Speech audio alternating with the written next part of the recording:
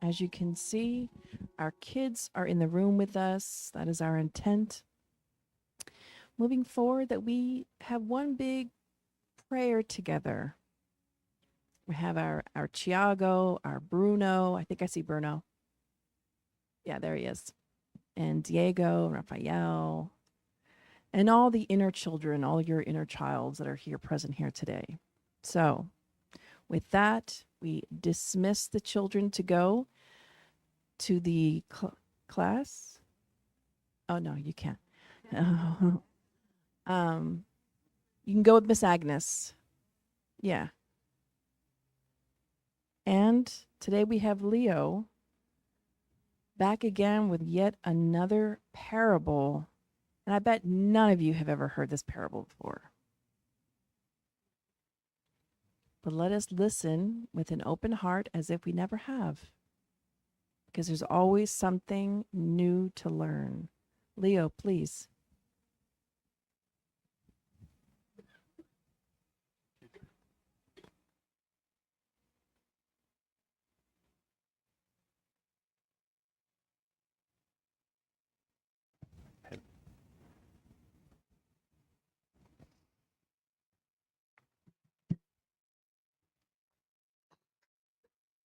Good afternoon and good evening to those who will be connecting with us soon, here or through the web, and good morning as well for those who will watch us through the web in the future as well.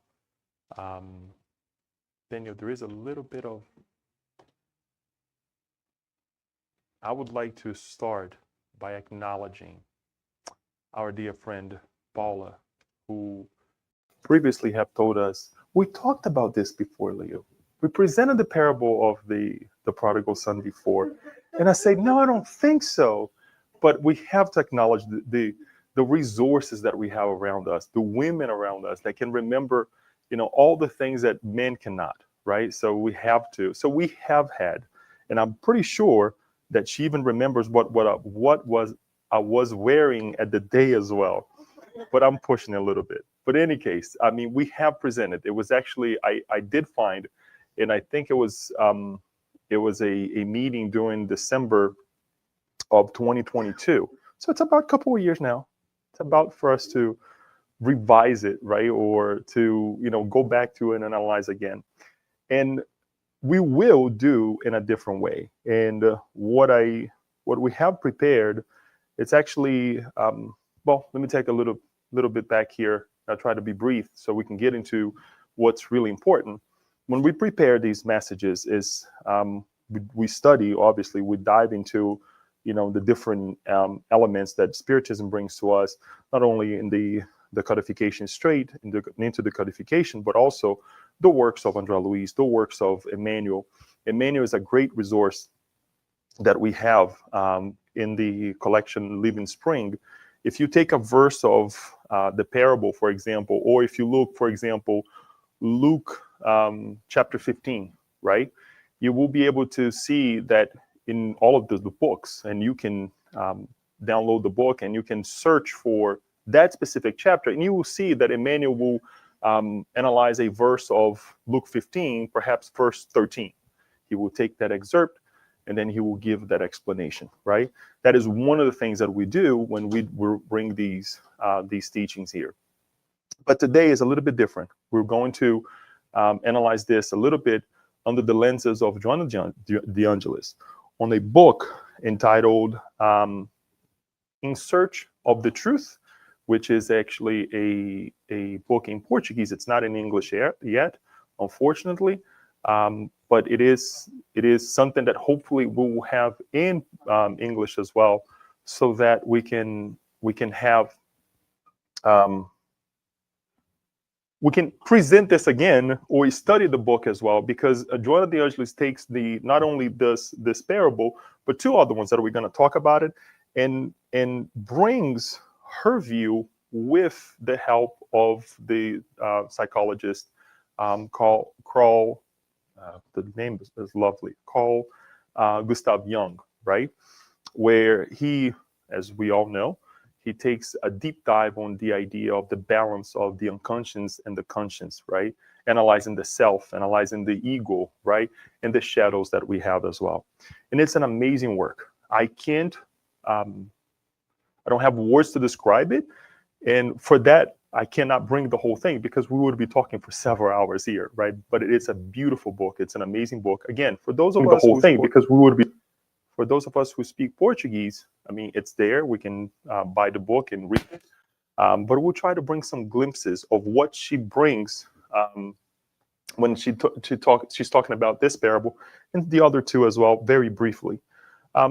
So it is going to be about this book. And one of the things that she highlights, bless you, one of the things that she highlights on the book as well is one of the things that we have been saying since we have been talking about the parables, right? The teachings of Christ, that this should be a better way for us to, live our lives better, and most certainly, a better connection with our Creator, the Father, right? When we talk about the Father, it's not my Father. I love my Father, but He's a human being. He's a spirit reincarnated on earth. He's not perfect. So I love that I was able to learn from his mistake, and obviously applying my life and saying I'm not going to be doing the same thing, hopefully, right? And that also brings me closer to him, or more charitable to him and to other people, to other parents as well, my fellow human beings, right? Because we look at the individual and say, who am I to judge, right? So all of these things, to only say the parables are not to castrate us. The parable is not to make us more judgmental.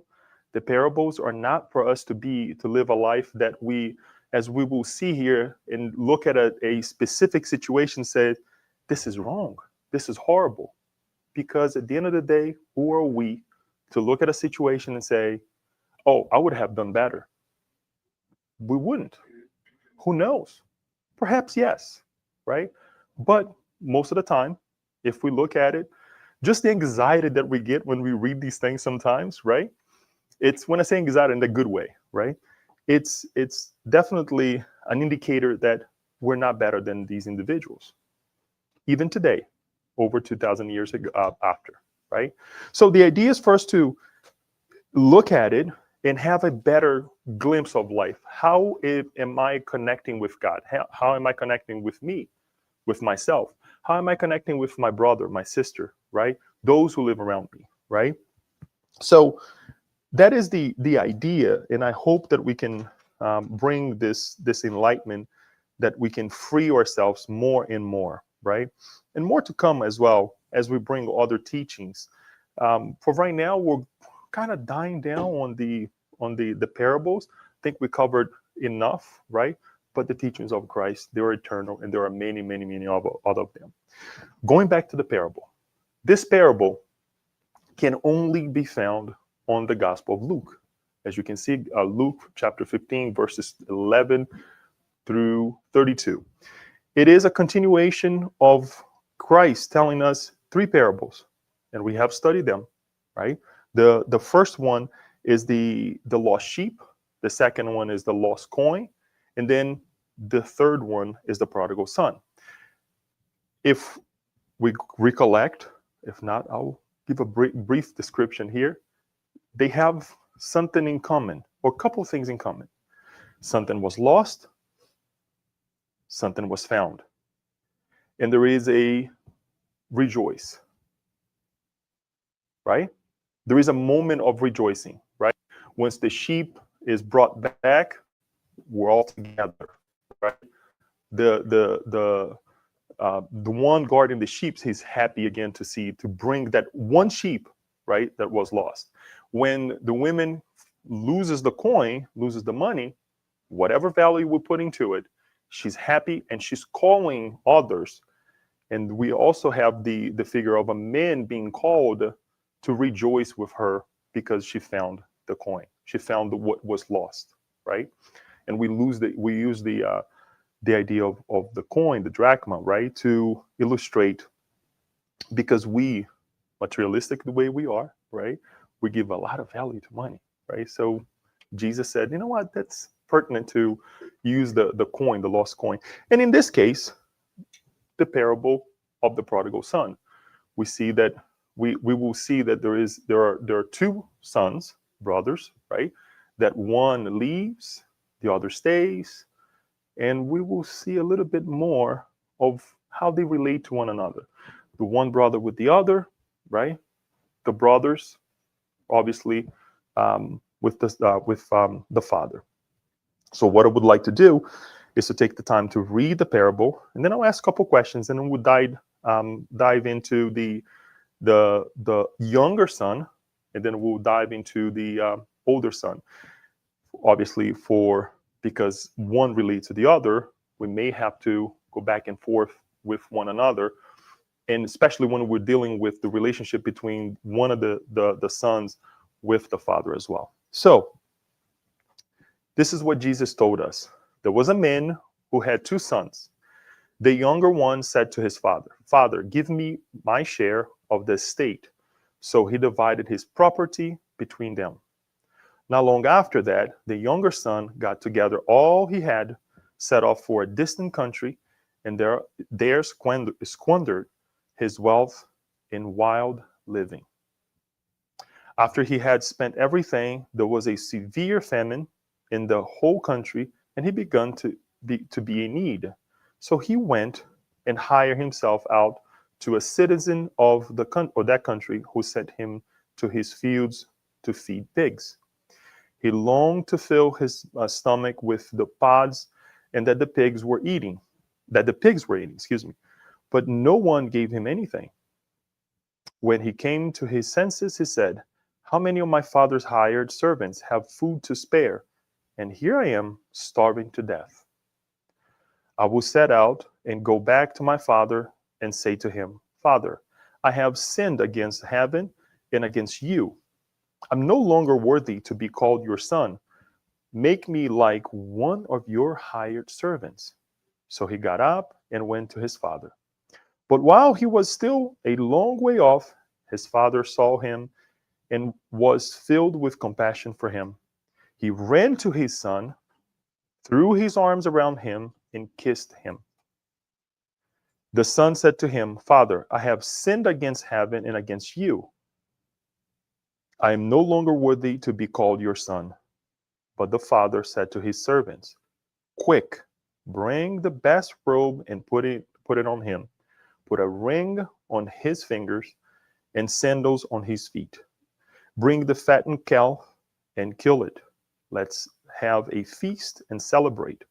For this son of mine was dead and is alive again. He was lost and is found.' So they began to celebrate. Meanwhile, the older son was in the field. When he came near the house, he heard music and dancing. So he called one of the servants and asked him what was going on. 'The brother has come. Your brother has come,' he replied, 'and your father has killed the fattened calf because he has him back safe and sound.' The older brother became angry and refused to go in. So his father went out and pleaded with him. But he answered his father, 'Look, all these years I have been slaving for you and never disobeyed your orders. Yet you never gave me even a young goat so I could celebrate with my friends. But when this son of yours, who has squandered your property with prostitutes, comes home, you kill the fattened calf for him.' And the father said, 'You are always with me, and everything I have is yours.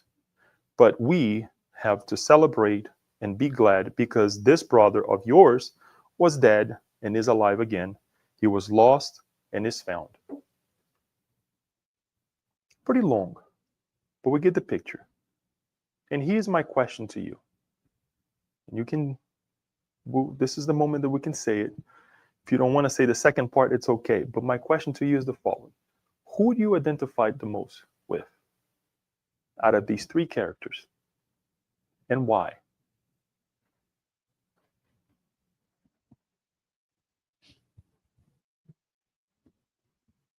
Don't be afraid. You can say it. Kirsten is ready with the microphone. It's okay. It's not a judgmental session, but otherwise I will make my own questions and we will get to the bottom of it.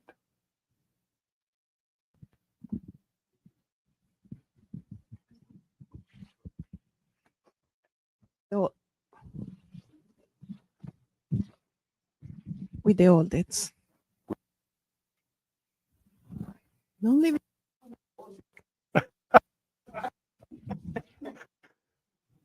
Tell me something that you think that that Talking about our Kirsten. this is to expose our very own flaws. Just being very materialistic, no even spiritual. Okay. I always felt like I'm the good daughter, the good child, always doing what my parents say. I didn't have that rebellious phase when I was a teenager and adolescent, and here they are, my brother and sister, that they were crazy. They didn't do what you did. They did what you didn't do, right? That's a good thing. Exactly. Okay. And my parents are like, "Ooh." Obviously this happened years ago. That's perfectly right? fine. But it's a way to identify. And I always have, although I know there's this explanation for the oldest son attitude, I'm always feel a little bit of sorry for him. Thank you, and thank you for not only for exposing yourself, but bringing this perspective of being sorry for him. Right? Thank you, Jeanette. Yes, I think I identify myself with the one who went away, spent everything. Mm-hmm. And I think I spent my time when I was young, and now I try to recover everything that was wasted. And then that's why I'm identified with him. Thank you. Anyone else?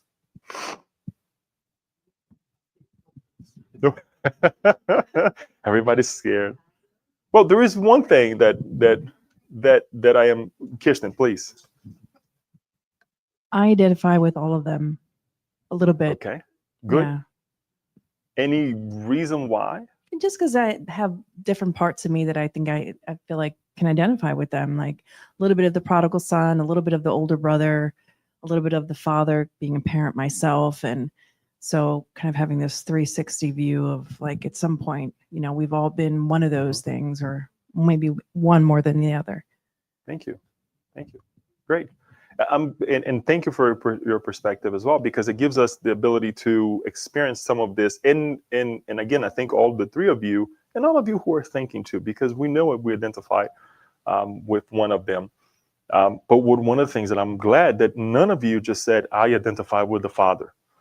Because if you were to say such a thing, I would say, prepare yourself because you're about to discarnate, because you're so elevated that, I really worry about you. Let's go ahead and say our goodbyes because you're there.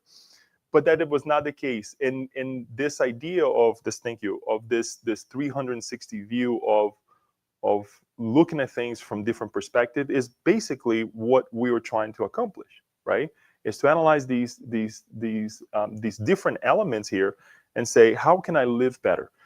We go back to what Joanna De Angelis dives into, the self, right? And the ego, right? And we're going to go back to these elements that sometimes this entire being, right, that is the self, sometimes have these drives to get out of the house, right? To serve the parent and to make sure that we have this, that we put this drive inside of us. Let's put it this way, right? We create this drive inside of us that I have to be there. I have to be the example, right? And then we forget that we also have our needs, and we create problems because we may be in the house, and we'll see this later on, but are we fully in the house, right? We go away, but do we go away for foolish reasons? Because it's okay. Each one of us have dropped out of the house. We're adult beings. We have families. We left our parents, right? All of us did that, right? Some of us stayed, as Alba mentioned, right? Back in the day when we were still in that family, right? Or some of us is still with a lot of family members connected. And sometimes we feel that is our obligation. And we forget about to grow. And the ego comes and then develops, shows something that we have inside of us that is, so suffocating. And in some cases, also the shadows that we create amongst ourselves. So let us take a look. I'm just going to go back to what happens with the first son. The first son goes and asks to the father and asks to divide, or to ask for his, he didn't say even divide, give me what's mine. What happens, when does that happen if the son or the daughter doesn't emancipate, or the parents does not emancipate the kids to receive the inheritance? When does an inheritance become, after what? The death. So the scholar tells us that for a son at a time to go to the father and say, give me what's mine, that was like the end of the world. It's basically killing the father, right? It was very daring. It was a no-no, not only for the family, but also the location where that family lived. Because doing so, you're wiping out all the connections with that family. So if you were to say, I'm going to ask for what I have, and I'm going to live next door with Mr. Smith's house because I love his daughter. No, it ain't happening, right? And back then, it was one of those things. So the son is asking for something that is, number one, not truly his, because the father is still living. So it is this drive to have this defiance with the father, right? This feeling of, I don't need you anymore, right? This is give me what's mine. So we see the drive to leave the home is wrong from the beginning. When I'm saying wrong here is analyzing with our eyes, with our hearts that we have nowadays, right? With what we know. Because for him, it was something natural. Much like when we did something wrong towards our parents, towards society as well, towards God, right? We do things thinking that, oh no, this is okay. Just for us to analyze the drive behind this whole thing. Because he doesn't leave the house with a good intention. He wants the money to live his life. It's that ego that is driving, right, to find something that we know that he didn't find. And then we know what happens to him. He leaves the home, right, with all that he had, right, that the father divides what, everything that he had and gives half to him. Because if we see that he comes back and the father still have what he has, was it really half, right? We don't know. Or maybe the father multiplied again what he had when he was away partying and doing all these things. But then there is another element that happens to him that it is actually on the parable. Does he go back because of the father, or does he go back because he's hungry? He left, he's back, but is he really back? And all that I'm asking myself as well in terms of my relationship to God. So sometimes we deviate from life, right? From let's say, the good path. I'm not even going to say the righteous path, but the good path, right? And we go back. Something happens to us. We feel the indigestion of eating a little bit too much outside, or living a little bit too much life. And we're saying, you know what? I need to go back. I'm going to go back to the center. I'm going to go back to my weekly prayers at home, right? Are we going back because we want to feel settled again, or is truly our connection to God?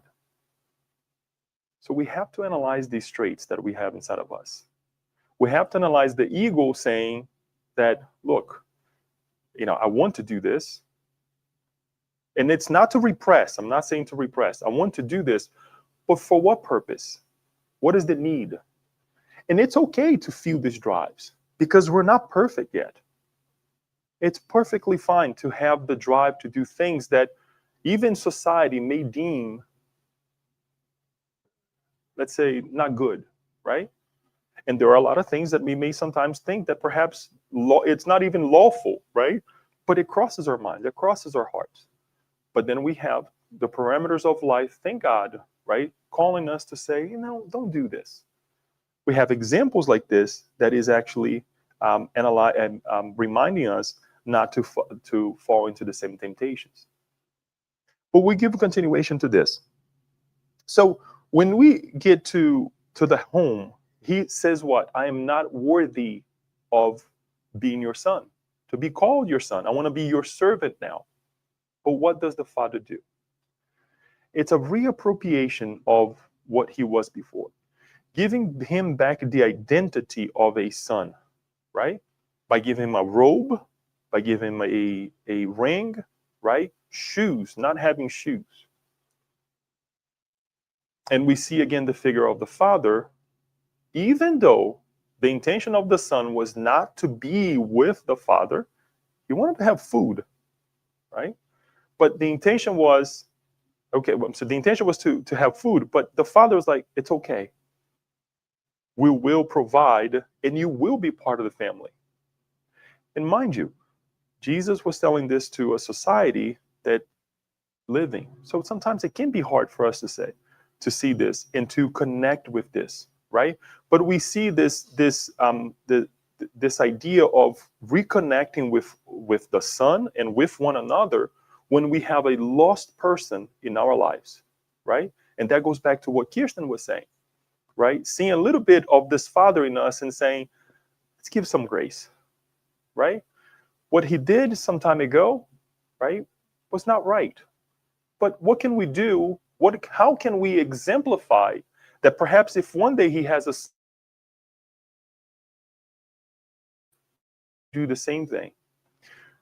The figure of the father running towards the son when the son killed him by asking for his inheritance, at that time, unheard of it, right? Because this father, at the time would be a father that would say, no, I don't want to see him ever again. He's done, wiped out. Because at that point, he cut any or all of the ties that he had with that family and with the area, the clan, the group of people that they used to live with. And the teaching here is not only for the two sons, right, but also because we see that he has several servants. Even though the figure of the servant here, as we learn from the parable as well, that they're not part of the family. And Jesus is using this to now let's give the proper means for this individual to also be shown, to be seen as my son. That's extremely important. And Joanna de Angelis reminds us as well that we ought to do the same thing when we find the son back in our lives. When we find that sheep, when we find that coin. And it gives continuation by saying, what? Kill the party. Let's celebrate because my son is back. Not perhaps the way he ought to be, but he's back. It's a beginning. Right? And this speaks highly to me because sometimes we have, the and we hear this a lot today. The person will do, once, the second time, the third time. Yeah, it may be so. And the person will err. I will err many, many times. Perhaps the same way. Hopefully not. If I do it, let me know. Right?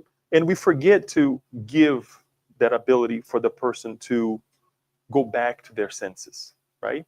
Imagine, let us, and I often do this when I'm reading these passages. I often think, what if the father would say, okay, come back, but you're going to be my servant? Would that be the right exemplification by Jesus for us to connect with our Father? I don't think we would have, and I'm saying here in terms of religiosity, right?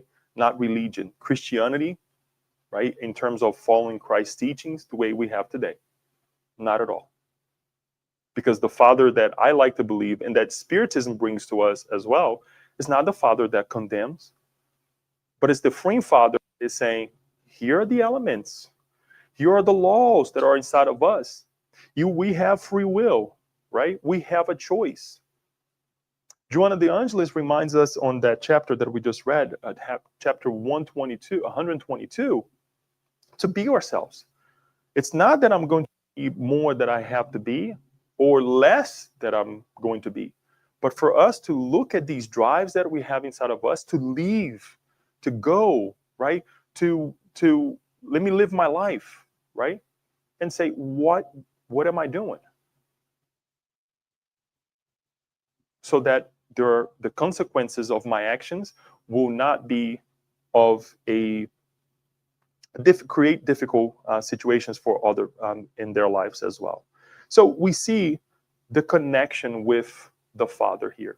We see his drive, that his wants were not sublime, and that's okay because we're on the same boat. There is one element that we would like to analyze as well before we go to the second brother. Think of this brother as well, the younger son, thinking about the brother, the older brother. I am quite sure that based on how the older brother react when he came back, that he was thinking, what will my older brother think of me?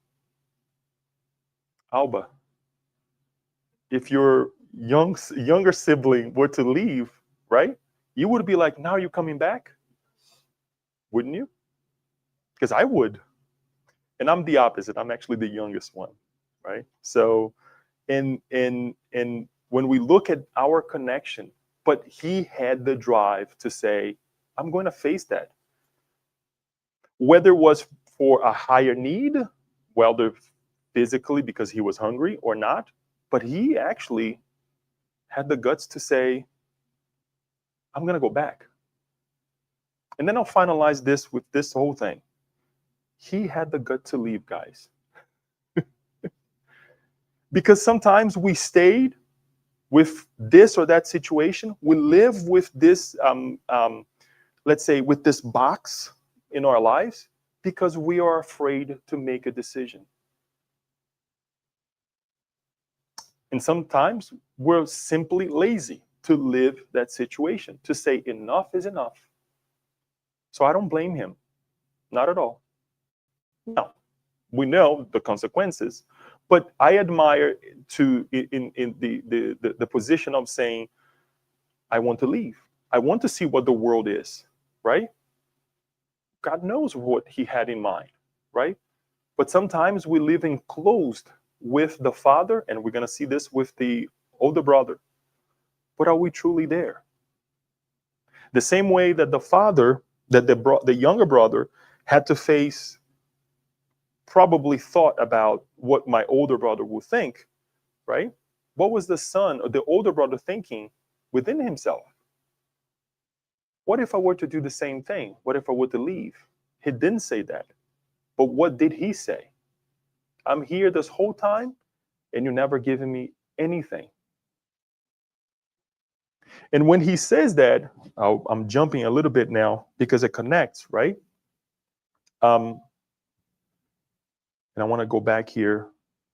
When his son of yours has squandered in the property, prostitute, okay, never gave me. Okay, you never gave me even a young goat, so I could celebrate with my friends. He wanted to celebrate with the friends, but not with the father. He wanted to celebrate with the father, with the friends, but not with his brother. Was it really part of the family? He was bloodly ties, yes, but not integrated in the family the way he's supposed to be, right? Or at least as we are called to be when we reincarnate in, with other family members. Whether we had blood ties in the past or not, whether we have reincarnated in the past or not, that doesn't matter. The idea is the now, right? And as we go back to the to the to the beginning of this part here, now talking about the older brother, right? He's infuriated because now the brother is back. So he's probably thinking, now I have to deal again with my brother to, thank you, how do I say, to divide everything now that we still have. Now I'm going to have to compete with him again. There was a problem that, was solved, right? Because he left, but now he's back. And he stayed outside. He did not want to partake with the celebration with the whole family that the brother is back. He asked, he asked what it was. He's told what is happening, but still he stays outside. He does not engage with the brother or with the father. Joanna de Anjos brings to us that he has this beautiful drive to be serving the father, not as a son, but as a servant. He's doing things because he was told so. He's doing things because he put himself in that box, never seeing as the father told him, what's mine, it's yours.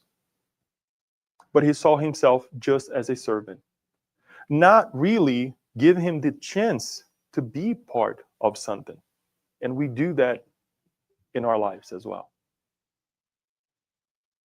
Inflicting ourselves a pain that doesn't really exist, but it's simply our view of the world. Yes, many things contribute to it, right? Our upbringings, who the people that we deal with, the environment, what's happening in general. I agree with it 100%.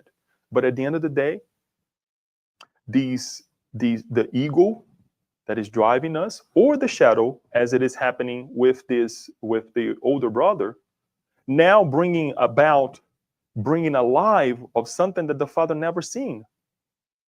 He was just a great son because he did everything that I asked. But now he's super upset that the brother came back and not continue to partake in what the father is offering him, right? The reappropriation of the family, the getting together, right? The other friends, the friends of the younger son, right? Not having even that capability to say, it's my younger son. It's the little brother, right? As I am quite sure, right, Alba, that the younger brother always, the oldest brother always, in many, many cases, sees the other as the little ones as their, in certain cases, their upbringings as well, because of the responsibilities that are bestowed from the parents onto that older sibling. And that's not easy, to tell you the truth. Okay? Not that I was there, but I give thanks a lot to my two brothers, especially my older brother, that in many, many cases I had to, okay, I see you as a second father, but I also have to make my decisions, right? I know exactly what I'm doing, right? But it was that drive, because that's what my parents, because we have a, what is it, 6 years difference. So he actually was that older brother, always looking up, picking me up from school, taking me to school, doing this, doing that, while my parents, they had to work, right? And even now as an adult, we still have conversations that it's like, okay, I got it. I know what I'm doing. You don't have to say it twice, right?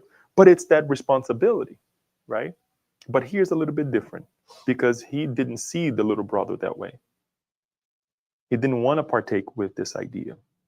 So going back to this unfortunate situation, who is, and then again, be careful how you process my question now. What is the toughest part of this parable? The first or the second one? And this is a rhetorical question, okay? Thank you, Kirsten, sorry. This is just something for us to think about it. Because when we talk about the prodigal son, we are focusing on the one who left the house, right? But what about those who stay behind and are just there? What about the moments that we are partaking with one another, but we're just there, right? We're just there filling a space, not only with our family members, work. Sometimes we come to the Spirit Center, it's the same thing. Oh, Leo speaking. I'm just there. No, I'm just kidding. But we have to look at these things a little bit different. We have to look at these moments of our lives a little bit different. And then we finalize with the Father, right? I want to put a little bit of emphasis on the Father here, because ultimately it is the discovery of the self, or the, I shouldn't say discovery, but the self driving everything, right? Is when we will be able to one day bring the unconscious in balance with the conscience, right? When we'll be able to be whole, right? Whole again, right? And look at these situations of life and say, I will do everything for that lost sheep. I will do everything to find that lost coin. I will do anything and everything to find that son that is lost. And when I do, I will go towards it. The drive to get out and go kiss the son is amazing. Think of the son, and I heard this by a speaker. I think it was Rosando Kingsley. Yeah, he said it's something really interesting. That one time when I was listening to him talking about this parable as well, that the son, when the son saw the father approaching and running, he's like, I'm gonna get a beating. Isn't it true? It's like, I'm gonna get a beating right now. Oh my God, what is he? And then when the father comes and kisses the son, imagine what had happened to that heart. The disarming, the guilt washing away, right? The difficulty had endured. Yes, he created. The responsibility is totally his. But all of that madness being washed away. Only a good father would be able to do that. Because I can't. Only a whole father would be able to do that. Right? And this is the father that Jesus is telling to these people of his time and to all of us, inviting us to also reconnect with our Father. That there is a choice, right?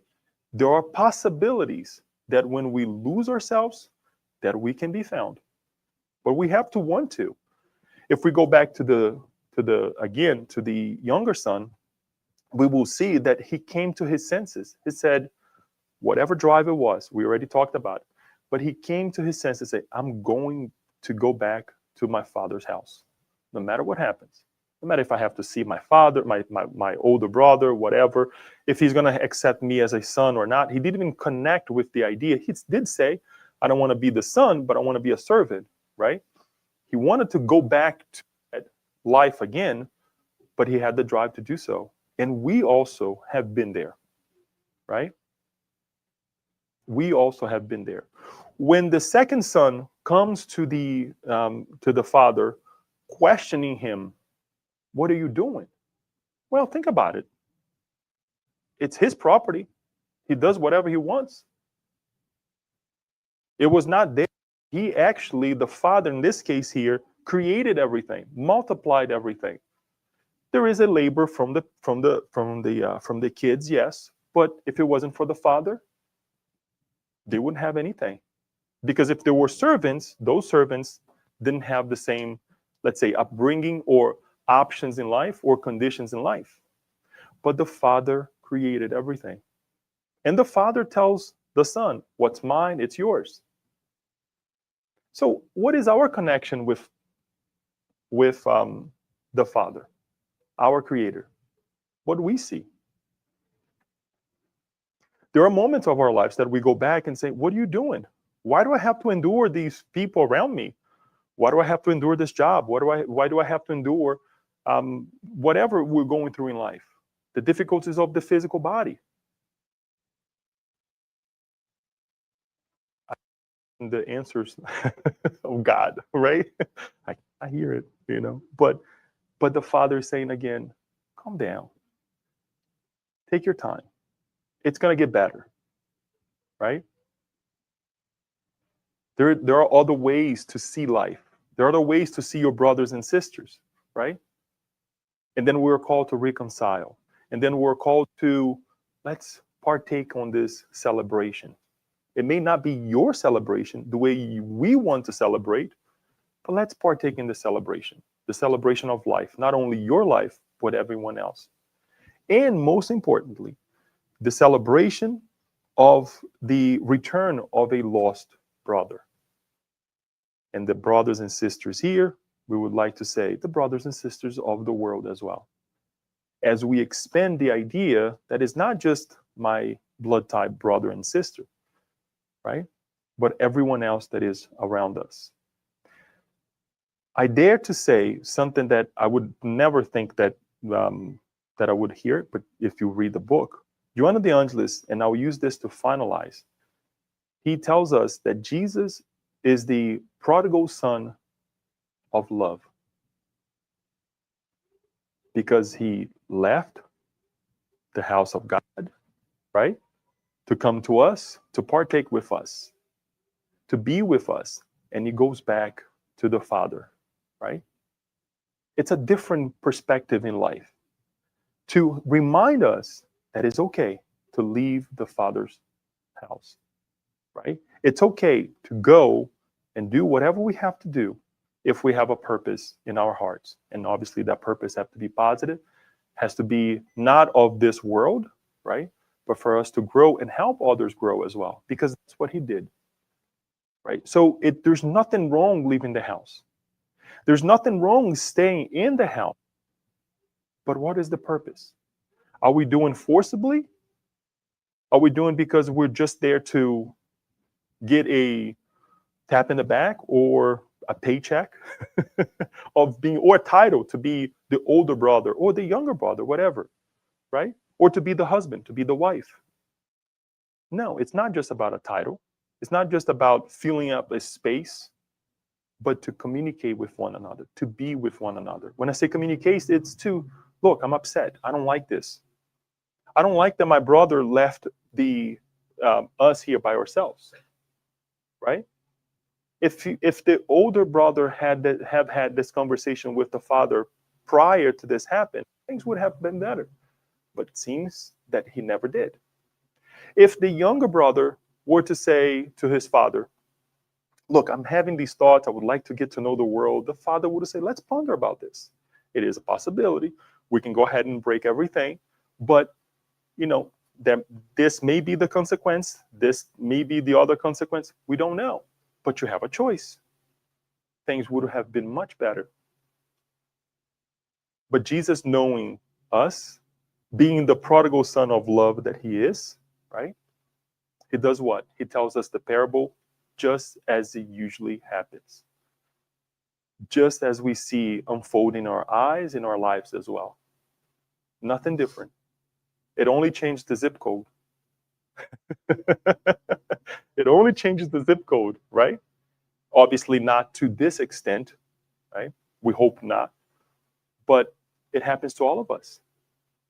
When I read these things, as we were preparing this as well, I go back to the moment that I had the conversation, with my parents. I'm going to the United States, right? And often I hear my mother saying, oh, the house was so empty, right? And I go back and I'm like, wow, it was pretty tough, right? I cannot really put myself on her shoes because she felt it. I wasn't there, right? And even if there, I mean, it was her feeling, right? So we have to validate. And guess what? My older brother stayed. And I'm saying this because it is difficult, right? It is difficult. These are the difficult moments that we go through in life, and I had to make a choice, right? Could have stayed, but then not staying. Right? The validation of our decisions is crucial for us to live let's say, a more fulfilling life. When we validate that I did what I did, not to be oblivious. No, I'm not saying that. I did what I did because those were the resources that I had at the time. These were the feelings that I had at the time. I'm not saying that it's okay that we're going to, put a blanket over. No, I'm not saying that. But for us to understand and say, if it was wrong, and if we deem wrong, now that we have a better perception about life, we're going to look back and say, at least one thing, we're not going to do it again. And if we have someone near us that we can give a word and say, about this, because I know of a person, we don't have to tell about ourselves. I know of a person who have done this before. And perhaps we will make their life better. Not only of that person, but the parents, the older brother, the younger brother, whoever that may be. Because that way we're impacting one another, right? So we'd like to open for some questions and some comments as well to hear your perspective about this. But it's for us to integrate ourselves, for us to look at these three cases here, right? Or maybe the servants as well. And as we stand back and look at the situation, sometimes we also take this perspective, right? I don't want to be part of this mess, right? The family feuds that we see in life, I want to be the spectator, right? And what we're doing, we're not integrating ourselves. The idea is for us to be more fulfilling with one another, be there for one another, right? And analyze when we have the drives, when the ego is saying, do this, you're better than this or not, right? We'll say, you know what, wait a minute, what is this coming from? Something that we oppressed in the past, or we oppressing recently, or even the shadows, like the older brother who was the son. But then when something like this happens, he shows himself as he truly is, right? So I hope this helps and gives us a glimpse of what Joanna D'Angelo is bringing to us as she helps us analyze this moment, this parable as well. Kirsten, if anybody has any questions, any comments that you'd like to bring.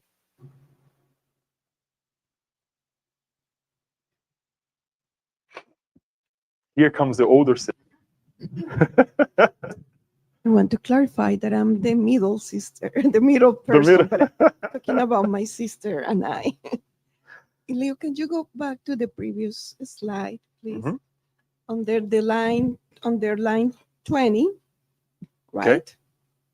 When Luke described so poetic and so beautiful the father's reaction, Mhm. filled with compassion. And I think compassion, if you have a highlighter and you can put it in yellow there, Mhm. I think that is a key for the I don't think entire we can highlight here. parable. Yeah, it goes back. Yeah. Because what is compassion? Is to feel the pain of the other, right? Mhm. Is to understand when the neighbor is coming from. And then he doesn't stay static and wait for the son to come to me. He goes to him Mhm.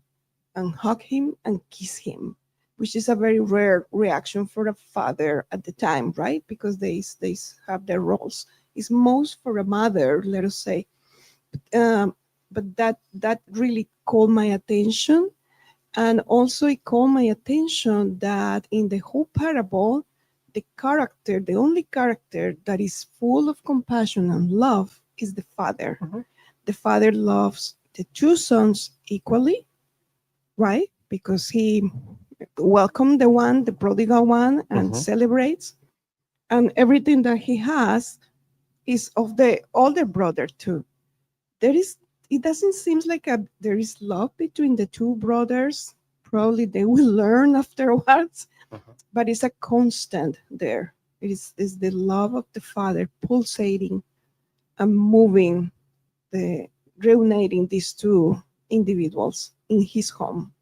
Thank you. It is a great point that you bring. There are three elements here that I would like to remind everyone. The number one is, who was Jesus talking to? The Samaritans. When he brings when Luke describes the three parables, as we mentioned, the trilogy here of these three parables of losing, finding, and rejoicing and feeling compassionate, right? He was talking to the Samaritans. So it's that reminder that you are lost, but you will be found. Because the Samaritans, right? We have the parable of the Good Samaritan. They all connect, right? That the Good Samaritan did what he was supposed to do, and others just passed along the road, right? So you start connecting one thing to the other, and it's like, wow. And obviously, Jesus describing this Father here, the way he's described, that is representing our Father, our Creator. And the last point to connect with what you said is that there is no repudiation at all. There's no questioning of the Father when we go back. So if we think we owe something to God, God loves us. That doesn't mean we won't have to bear the consequences of our actions, but God is waiting for us to do the right thing. Well, okay, it did something wrong, an opportunity to make it right now, right? Sometimes it's a little bit difficult because we're talking about time, generations, reincarnations, depending how deep we get into this leaving the house inappropriately, right? But the opportunity. But there is no repudiation. Just like you said, compassion only. I'm going to you. What about the mentors when they go to the depth of the lower zones to rescue a loved one? As we learn, bless you, as we learn with Spiritism. Isn't that what we read? Isn't that what we learn? And we're not talking about Jesus. We're talking about a spirit that has developed so well morally that is so compassionate towards us that they go to the bottom of the pit to help us. And it happens. I like to say that I've been there and I have been rescued, right? The moments that my mother had to pull my ears, come on, get out of there, right?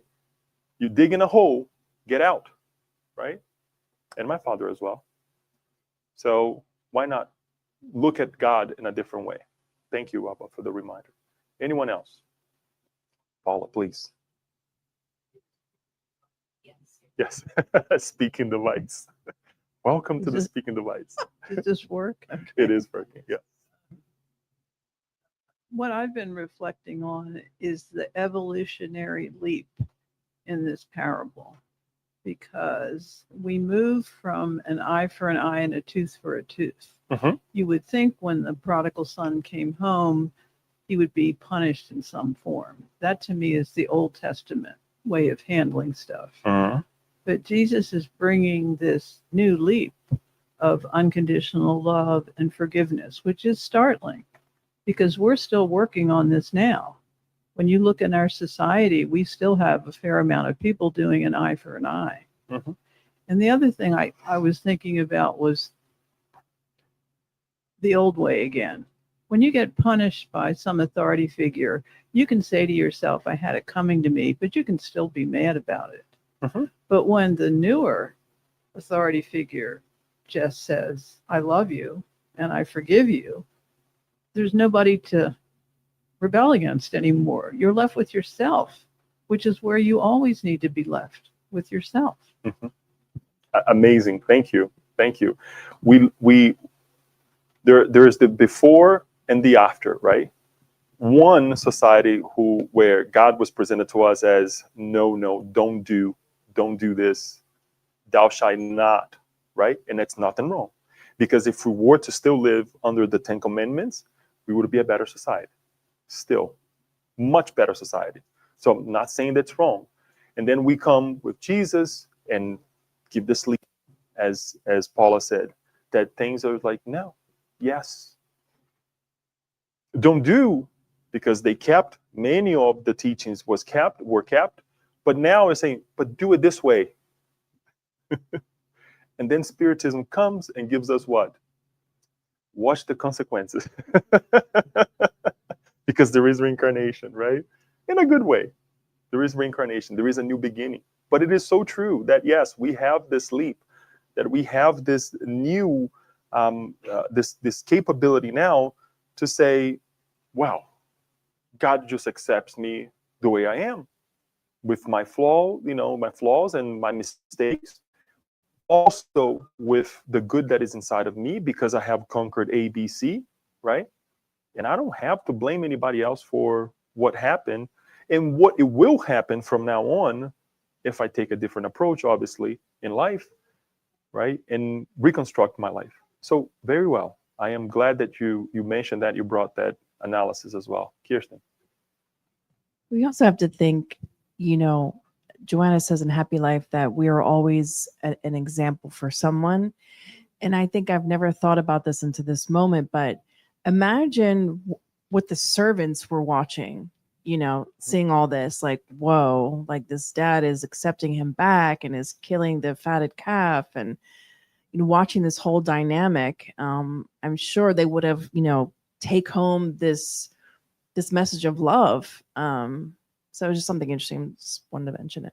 Thank you. I would be, if I was one of the servant, which we are, like I mentioned, sometimes we become the spectator. We see something wrong developing, you know, near us or with a friend, and we don't say anything. We're like, oh, let the madness, you know, go on.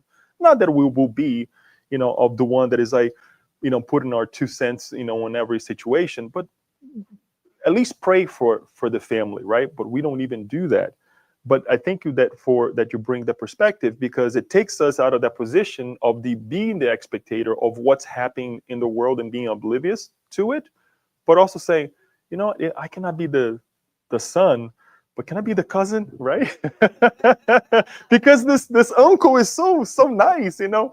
So it's the reconnecting with, or even saying, can I also be your son, right? Can you also be, you know, of my tutor or the ones that, you know, watched over me, right? And again, is our reconnection with God, is us reconnecting with this God that is so demanding, so imposing, right? That's going to be punishing us for A, B, or C in our lives. But it's not that.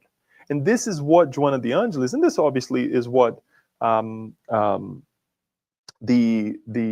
Spiritism brings to us, right?